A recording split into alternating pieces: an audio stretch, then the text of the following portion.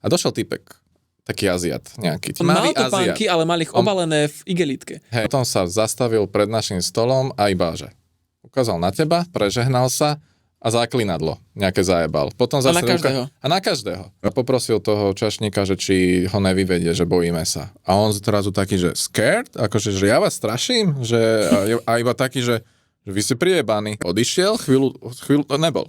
A zrazu sa vrátil a na šiltovke mal zrazu papierom len napísané, teda na papieriku napísané, že CIA.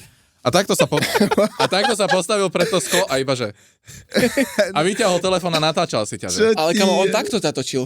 Tak, hej. A no, takto na teba googal.